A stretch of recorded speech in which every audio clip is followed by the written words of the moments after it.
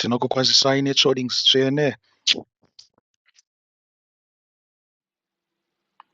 Kaziwai hama, tinokukwazisai nemufaro kumativi mana enyika amuri, tichikupai trodings tsvene nokuda kwekuzvarwa, kwete kuzvarwa, kufa nokumuka kwaishe wedu Jesu Kristu. Kufa nekumuka kwaishe wedu Jesu Kristu kunomirirawo kuzvarwa kwedu patsva. Zvinoreva kuti tavandudzwa. Makambonzwa inzwi rekuti transfiguration, kuvandudzwa kwaishe wedu Jesu Kristu pagomo, kuvandudzwa kwaakaitwa pakauya Mozisi navaprofita. Vanhu ava vaviri vachimirira shoko rose raMwari riri kumurau nekuvaprofita nemunhoroondo dzaIsraeri. Naizvozvo nemiwo makavandudzwa. Torai mukana iwowo kuti zvamavandudzwa mava neupenyu hutsva. Hamusisiri munhu wakare. Kana pane zvakanga zvichikutambudza zvakare, ibva wazvisiya. Ibva wataurira wekwako, hama yako yepedyo, shamwari navavengi vako kuti izvo takasiyira kumbwa. Hungave huroyi, hungave husatani, ringave bope, kana kungogodora, kutuka, kusvora, kuzvidza, kuita zvose zvakaipa zvinounzwa nemweya yakaipa yakabva mugomba remoto rine madhimoni aSatani. Itai takasiyira kumbwa. Tava vanhu vatsva, tavandudzwa pamuviri. Upfambi hwandanga ndinahwo kare hwapera. Kuhura kwandaita kare kwapera. Kuda kufadza nyama kwandaita kare kwapera. Makaro andanga ndinawo kare apera. Ndava munhu mutsva. Udza wekwako kuti uri kutarisa munhu mutsva akazvarwa patsva nokumuka kwaishe wedu Jesu Kristu pazuva ranhasi. Nhasi uno nyaya yandiri kuuya nayo haizi yokumuka, asi inyaya yekuti Paseka ramaKristu naPaseka ramaJudha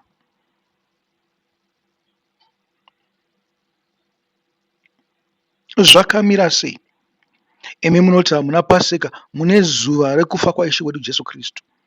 Ndizvo zvandiri kubvunza kuti rine ukama here nePaseka yaMwari. Paseka ndeyamwari, haizi yavaJudha, nokuti zuva ravakapuhwa naMwari. Ichocho chinhu chakakosha pamurangariro wedu, kuti tizive kuti Paseka harizi ravaJudha. Ivo vaJudha vakatoritorawo pavaIsraeri. Ivo vaIsraeri vakatoripuhwawo naMwari.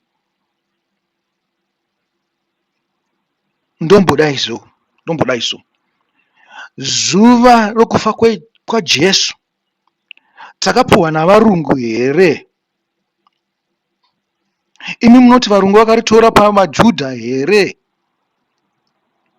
Nekuti Jesu wakanga uri muJudha, wakanga uri weimba yaDhavhidhi. Saka chisiri chavaJudha apa ndechipi? Jesu nePaseka. Kana chimwe chisina kukosha, chimwewo chamuri kukoshesa hachina kukosha. Ini handidi kupa vanhu mhosva. Hakuna nemumwe wenyu ane mhosva pachinhu ichi. Musanzwe kutongeswa, mwoyo yenyu ngaisunungurwe, nemufungiro wenyu ngausunungurwe. Hamusi kuzopuhwa mhosva yakare, hamusi kuzopuhwa mhosva kwazvino, hamusi kuzopuhwa mhosva pamazuva anoteera. Ina handisi kukupai mhosva yekuti sei muchibata Easter. Muri kubaona apa? Handisi kukupai mhosva. Naivo vanobata Paseka ramaJudha handisi kuvapa mhosva. Ini ndinoti mufungiro wangu ini ndewekuti yatitorei mikana yose yokuti tirumbidze Mwari. Kana masatanista achiita zvinhu zvavo azvipa zuva, isu toitawo zvinhu zvedu zvokurumbidza Mwari. Muri kupaona kapa? Handisi kuti torai mapfumo munovarwisa, kwete.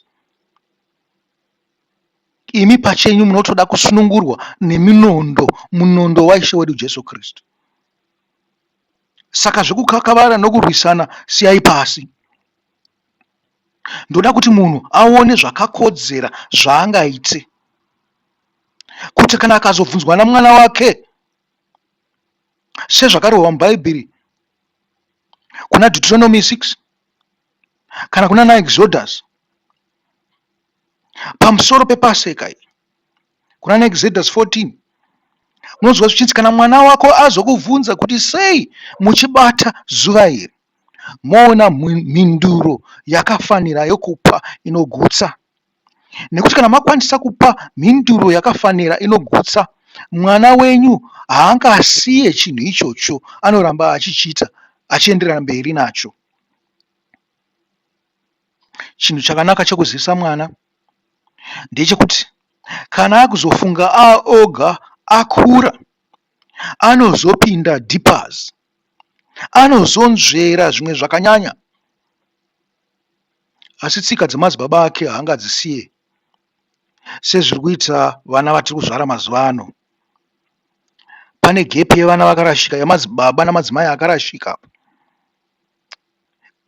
kwaita kuti vana vatinavo vaite zvavanoita izvo. Iwe ungadai wakangobvisa vana vako pane vanhu ava, wakavaendesawo kumwe, asi ziva kuti zvichangoramba zvichiti afekta, nokuti nyika imwe chete, uyezve muri vanhu vamwe chete. Kudzidzisa mwana nguva ichiripo kwakakosha, kuti agare achiziva maitiro. Kana akazovawo nemumwe mufungo wakanaka kupfuura iwowo, zvakanaka. Nekuti ndinokutaurirai kuti vaJudha navaIsraeri vakanga vasingafunge zvatinofunga izvi. Hatifa pamhosva nemafungiro avo, asi totoona kuti mumwe mufungo yavo yakatozovarambisa naMwari. Isu titori padhenja imwe chete iyoyo, titori nedambudziko rimwe chete rekuti mifungo yedu inokwanisa kutirambisa naMwari. Zvikanzi mwana anozvarwa, muchimupepa, muchimupfekedza manepi, muchimugeza, mozomupfekedza hembe, mozosvika pakuti akuzvifambira ega, akuenda kutoireti ega, akuzvidyira ega, akutoenda kuchikora, akutonodzidza, kusvikira apedza zvidzidzo zvake, akutorora atovewo semi, anotozokwegurawo. Ipopo panoratidza kuti tinofanirwa kukura. Pazvinhu zvose tinofanirwa kukura. Pawakasiyirwa namai vako nababa vako, hapaziripo panofanirwa kunge uchiri nanhasi. Wakapuhwa zvemuchechi, waingovaona vachiita zvimwe zvinhu zvakatodzama zvavakaita, asi nekuti wakanga usingade kudzidza, wakarashikirwa nazvo. Unokwanisawo kurashikirwa nemukana wokupinda kudenga. Varipo vakakomborerwa, vakanga vasina madzibaba aivadzidzisa zvinhu izvi, zvekutoti pavakanga vatosvika kuma 30 years vakatoenda kugrade 0 yokutenda. Vanhu ivavo vakakomborerwa zvikuru, nekuti vakatangira pa0 vaakunzwisisa. naMwariwo pamatongero aanozoaita, tinoti ndiShe wedu Jesu Kristu ndiye anotonga. Matongero anozovaita akasiyana nematongero aanokuita imi magara muri zviga zvekereke. Imi muchatongowo nokuedzwa kwenyu, nokukunda kwenyu. Muri kupaona? Hatifanani nevanhu. Munhu atanga chechi nhasi anokwanisa kupinda mudenga, chiga chechechi chichitadza kupinda. Munhu atanga chechi nhasi anokwanisa kurashikirwawo nomukana wokupinda denga. Chakanaka kuziva nokuita, nekurakidza kuti uri kukura. Kudzidzira shoko nekuda kunzwisisa kwakanaka sitiriki. Mwari akupe uchenjeri. Tichidzokera panyaya yedu yekuti zuva zvakakosherei. Unoziva pane mumwe munhu anonzi Emmanuel Makandiwa, dzimwe dziblaziso dzakareba, dzinopfeka masutuwo akareba, dzinopinza kereke imwe hombe hombe, so achaziva kuti inonzani. Inenge inonzi ufikere kana kuti usif, alright, anchachinyasoziva kuti inonzani. But ikereke huru ndakanzonzi iri kuchitungujiza here uku kunenge kwaseke uku.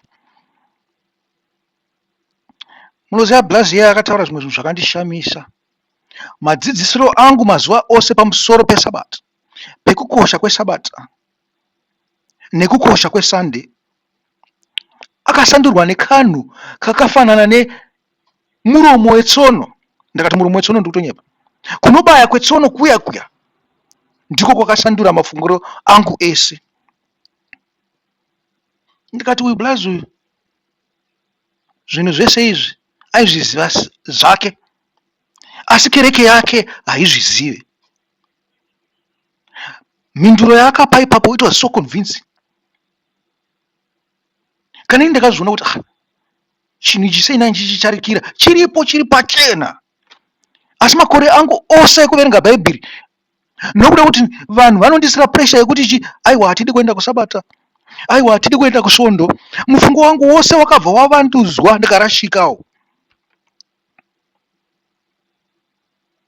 Akangobuda one day zvake, hamene kuti aitaura nyaya iyi, handiri kuzonyanya kupinda mune dzimwe nyaya dzaaita maarguments about. Hakuna mazuva akawanda, it's less than 3 weeks ago, kubva pazuva ranhasi, mwedzi haupfuuri. Akati iye zuva rokudonha kwemana raizivikanwa navaIsraeri, zuva rekusadonha kwemana raizivikanwawo navaIsraeri. Zvikanzi zuva rekudonha kwamana kubva pakutanga kwavo kupuhwa mana kusvika nanhasi vanoriziva. Zvikanzi ndiro sabata. Zvikanzi naizvozvo musati sabata renyu iSunday, sabata renyu iFriday, sabata renyu iWednesday. Zvikanzi vaIsraeri vakapurwa zvinhu izvi nechikonzero kuti vagare vakazvibata, kwete kuitira ivo asi kuitira imi, kuti muzive pamunenge makuudzwa zvinhu izvi musazoregedza kuzvikoshesa. Saka hatidi kunyeperana kuti sabata nderipi, sabata rimwe chete. Of course handichada kupinda munyaya yekuti zvakanaka here kuti vanhu vanamate nemusi wesabata kana kuti kwete, nokuti tsikawo yakazotangwawo I think Moses achitoripo, akati vanhu ngavaungane panenge pachibayiwa ive ungano tsvene, asi hazvina kutanga zvakadaro. Pakutanga pakapuhwa mana chaipo pangonzi vanhu zorai muri padzimba dzenyu. Zvikazosanduka zvazvo Moses akuda kuenda uko, zvakunzi unganai, paite ungano tsvene pasabata roga roga. Iyoyo nyaya yakakosha nekuti inotiudzawo kuti zuva repaseka nderipi. Munoziva zvatinoita isusu ndezvekuti tinobata Friday, toiti Good Friday, toti ndiro zuva rokufa kwaIshe wedu Jesu Kristu. Toti Sundaywo tinoribata, ndiro zuva rakamuka Ishe wedu Jesu Kristu. Ndikutaura panyaya yepaseka chete, handisi kutaura panyaya dzamunonamatira musi weSunday kana musi weSaturday. Zvikanzi Jesu akaita mazuva mangana ari mugova? 3. Wakada kuitaurira tarisa nyaya iyoyo inokwanisa kunetsa vanhu kuti vabuditse mazuva 3. Asi ndokwanisa kukupai mhinduro ipapo yekuti musanetsekane. Asi handicho chikonzero chandauyira pano nhasi. Chikonzero ndechekuti tinoziva kuti musi wekufa waJesu ndeupi. It's either a day or 2 before Paseka ramaJudha. Zvino kana Paseka ramaJudha riri paWednesday, sei imi muri kubata Good Friday? Kana Paseka ramaJudha riri paTuesday, sei imi muri kubata Good Friday? NeEaster Sunday muri kuribatira zvaMwari zvaJesu here kana kuti pane zvimwe zvinhu zvamuri kuzvibatira? Inini ndana makore 2, kwete kuti nechikonzero chekuti pamwe 3 kwete nechikonzero chekuti uyu ataura, asi ndaingonanganidza zvinhu zvangu namajudha ndisingazivi kuti chandiri kuzvimanikidzira kuti ndinanganidze paseka yangu namajudha ndisingazoita namakristu sezvo ndiri mukristu chii. Kusvikira uyazvo nditaurirawo ndopakatsoka pfungwa dzangu dzese ndikati naizvozvo kana paseka ramajudha raive paSaturday yapera, nhasi uno ndimusi wa20 yava Sunday, kwamuri Easter Sunday yava zuva rekumuka kwaJesu. Kana yanga iri sabata rapera inonzi iyo Passover Eve, nokuti paseka ndiri manheruka hariitwe masikati, rinongoitwa usiku chete. Kana kwatoedza paseka raratopera, muri kupanzwa. Saka paseka kana richitanga manheru emusi weSaturday, paseka kufa kwaishe wedu Jesu musi upi? Musi weSunday, musi weSaturday anti kukumuka kwake zvakapera mazuva 2 ari muguva. Saka zvinoreva kuti Monday amangwana amuri kuti Easter Monday ndiyo amunofanirwa kunge muchicelebrata kumuka kwaishe wedu Jesu Kristu. Amufanirwa kunge muchicelebrata pai? Pamusi wesvondo. Tradition yekubata mazuva esvondo ndeyenyuwo zvenyu, hatiirambidza. Asi inzwai chinhu ichi, handisi kuti zvakaipa kunamata pamusi wesvondo, nokuti ndiwo mukana wamakapuhwa kako kuti muungane munamata, nyange zvenyu makapuhwa futi neSaturday. Izvo zvakanaka, handifungi kuti Mwari anopukana nazvo, asi handicho chikonzero. Muringotorawo mukana wokuti hakuna kuzoti Sunday nekuti Ishe wedu Jesu akamuka, kwete, musatari. Ingoti tiringotorawo mukana iwo wokuti ndiwo watakapuhwa. Tokwanisa kunamata kana Saturday, asi tokwanisa kuzororawo paSaturday. Sunday tonamata, kana kuti tonamata paSaturday, Sunday tozorora. Nyange zvisingafambe zvakadaro, mushoko raMwari torai mukana wose wokusvika pamberi paMwari. Munoziva chakanakira paseka yegore rino iri iripo musi weSaturday. Zvinenge zvalaina manje nezvakaitika pakutanga Good Friday yatinenge timbotoripodza kuti iri zuva revahedheni, yava Good Friday chaiyo. Even wakacelebrata paseka rako musi weSaturday wacho iwo, zvakangonaka nekuti zvinenge zvalaina. Pane pazvinonyatsolainana musi weFriday, uyezve makatevedza gore iroro pazvinolainana naFriday, munobudisa mamwe makore ose ari kumashure zvichibuda paFriday, mozoti makore ose ari pamberi zvichibuda paFriday.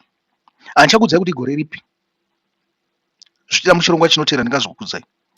Asi wakaverenga makore ari pakati anokwanisa kuita 7, 6, 7, 8. Muri kupaona? Hatizivi kuti makore e7 years, munoziva kuti 7 years zvinoreva chii? 7 years ndiyo gore rekuverengwa kwemurayiro. Pa7 years dzoga dzoga paiverengwa murayiro, zvichireva kuti pane chinhu chaifanirwa kuitika chinenge chiri very important ipapa. Zvinhu zvakaita sei? Zvakalaina. Tingazive kuti chii chinoitika. Zvichida panozvarwa vana vanodamura ustereki, zvichida panozvarwa vana vanozogona kutaura nyangwe nezvinhu zvatisina kumbobvira taverenga kana taona mumurayo. Vana vakaita sani? Saishe wedu Jesu Kristu. Saka hatingazvidze zvinhu izvi zvakapuhwa vaJudha, hatingazvidze. Kwete kuti tinokudza vaJudha, kwete, nikisi, feya chaizvo, nikisi. Asi kuti ndivo vakapuhwa ka kuti vagozotitambidza isusu vene vazvo. Muri kupanzwa? Nekuti ndisi tinotenda kune chii? Iyo chakabvira chiripo kubva pakutanga. Ndanga chida kuti dzamisei, asi ndoda kungokupai mavhesi okuzonoverenga. Anoti Genesis 2 verse 1 to 4 pamusoro peSabata. Exodus 23 verse 10 to 13 pamusoro pesabata repagore nesabata repavhiki. Deuteronomy 31 verse 9 to 13 murayiro unofanirwa kuverengwa chii negore resabata. John 20 verse 1 to 10 kumuka kwaJesu pamusi wokutanga wevhiki. John 19 verse 38 to 42 kuvigwa kwaJesu pazuva rokugadzirira sabata. Ndinzwisisei ipapo. Pana chimwe chinhu chakakosha pana John 19 verse 38 to 42. Zvinonzi sezvo raiva zuva rekugadzirira sabata.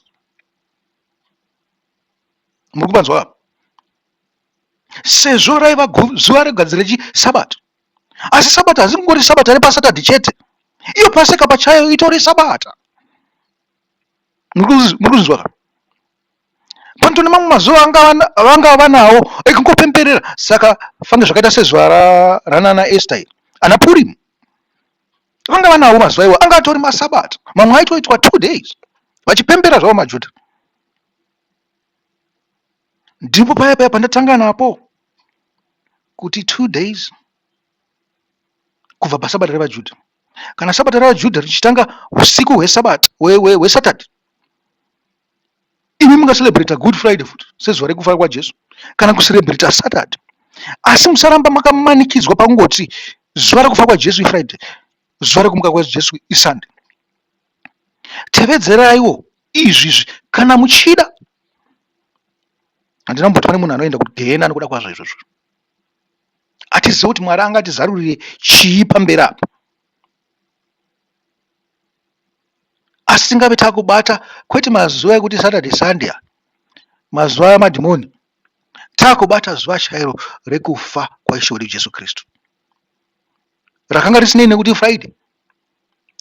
Zvakangoitika by coincidence kuti rakanga riri Friday akazomukawo paSunday. Nekuti dai asina kufa paFriday aifa kana paWednesday achimukawo paFriday. Chimwe chinhu chekubata tisati ndaenda. 2 days 3 days icho chinhu chakudzidzisai zvangu kuti sei vanoverenga sei uyezve sei zvichiverengwa zvichidaro pakunzi Jesu wakapedza mazuva 3 days ari mubwiro. Muri kupanzwa? Idzo 2 days dzedza ndiri kutaurirai kuti idzi pamunobata zuva rekufa nekumuka kwake zvinokupinzai pa 3 days within 3 days. Asi takanyazozvitarisa chaizvo takada kuita strict pamusoro pekuti Friday neSunday hapakwane 3 days ipapo. Asi ndichazokudzai zvangu nenguva nekufamba kwenguva kuti zvinoverengwa sei. Kwanhasi ndoti hama adiwa, imi zvamuri kupinda Mwari ari kuropafadzei. Isu tagara tabuda zvedu, isu tinokuropafadzai. Mupinde zvakanaka pazuva rokumuka kwaIshe wedu Jesu Kristu. Mupemberere savanhu vatsva, vazadzwa mweya mutsva nounhu hutsva. Mava mufananidzo yaIshe wedu Jesu Kristu. Mwari akuropafadzei. Amen.